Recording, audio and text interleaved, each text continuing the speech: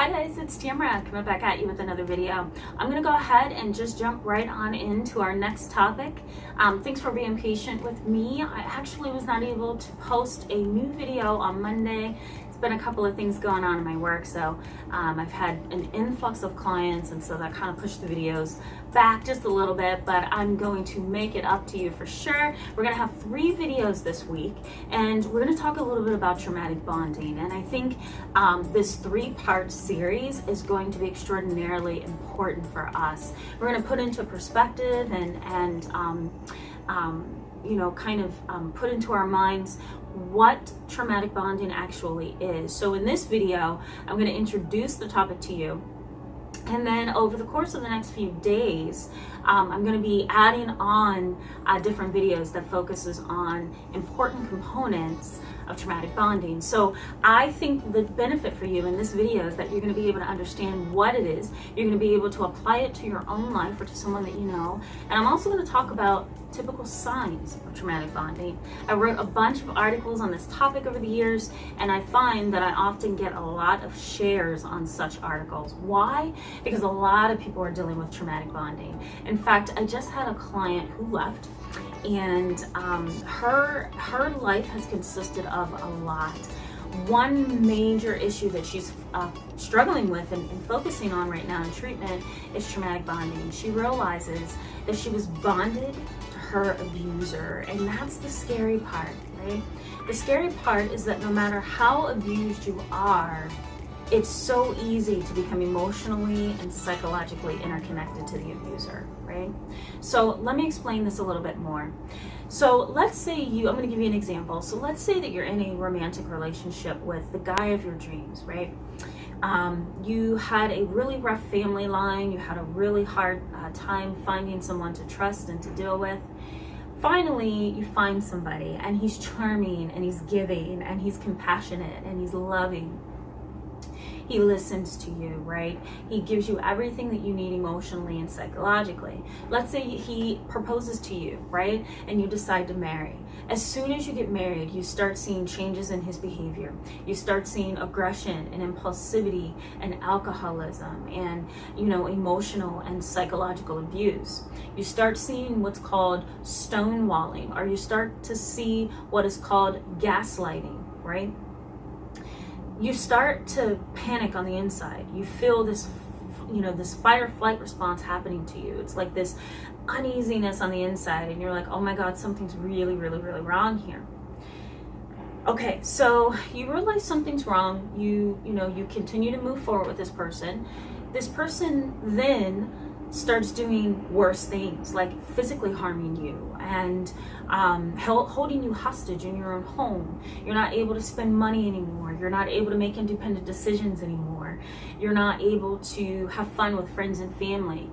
He starts to limit your exposure to friends. He starts to limit your contact with family, right? He monitors everything that you do. He's almost delusional in a sense, right? And I'm going to put that definition up here because a lot of people get delusions and hallucinations confused, but he's delusional and paranoid. He begins to think that you're having an affair with somebody, right? He starts to accuse you, and then that accusation then leads to character assassination, right? He starts to judge you and basically assassinate your character.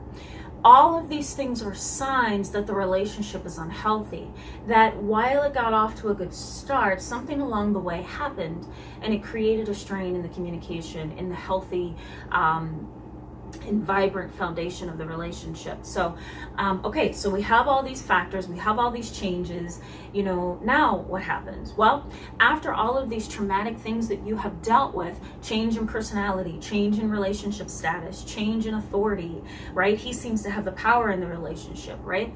All of those changes can be traumatic for you, especially if there's abuse, neglect, or some kind of violence, domestic violence, things like that, all right?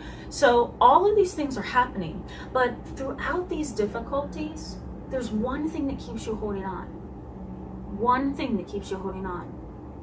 And that's the fact that he can go back to being charming and loving and funny and engaging, and you feel those butterflies again, and you feel your heart rate increase when he's around you because you love his energy. You love the chemistry you guys have, right? You love that interconnected feeling of togetherness that you guys have, right? That is the scary part, right? Because traumatic bonding is the whole idea that our loving memories and interactions with a person and all of the wonderful things that they are and all the grand things that we like about them begins to intermix with all the bad things that causes the abuse, that causes the gaslighting and the stonewalling, right? Those things interconnect, and when they interconnect, it's really hard to figure out how to separate them. Once you get into that pattern of things are getting bad, things are really getting bad, things are severe, things are good, things are bad, things are getting worse, things are severe and good, right? It's like this abuse cycle. And I'm actually going to post a picture right here of the abuse cycle so that you can see that it is literally a cycle. There's a honeymoon phase, and that's when everything is wonderful. When you mix the wonderful things with the bad things, that abusive pattern creates a bond. Okay? And that bond can be traumatic, because when you start to bond with that person over the good things that you like in them, you become even more vulnerable to their abusive behavior. You become even more vulnerable to the bad things that they do to you. And so you begin to just, cycle around in this cycle of good, bad, worse, good, bad, worse, good, bad, worse, right? So we're going to talk about this cycle of abuse as we move along this week. And I'm also going to be posting an article about this on my blog at blogs.psychcentral.com/caregivers. I'm going to put that at the end of the video so that you can have that web address and tune in with me on Wednesday. I think that this is a very important topic, and I continue to get emails from my website, anchoredinKnowledge.com. I also get a lot of requests from clients to post videos on traumatic bonding. It's extraordinarily important, and I think we need to keep talking about it. So I'm going to break this pattern of abuse and traumatic bonding down for you. I'm going to also give you signs and symptoms of someone who's dealing with traumatic bonding, and we're going to just pull this apart over the course of 3 videos. All right, guys, thanks so much for being with me today. I encourage you to hit the thumbs up button if this video was helpful to you. What it does is it pushes the video to the top of the search results so that other people can benefit from this video as well. If you found it beneficial, I encourage you to hit that like button. If you'd like to stay up to date with all the videos I'm going to be posting, especially this 3-part series, go ahead and hit the subscribe button, and then that way you're going to get messages of when I post videos. I tend to post Monday and Friday, so stay tuned for that. We're going to be talking about trauma all this month. It's an important topic, and it's something that I think a lot of people can relate to. So because of the widespread lack of knowledge on trauma, I think it's important that we talk about it. All right, guys, thanks so much, and I'll see you really soon. Bye-bye.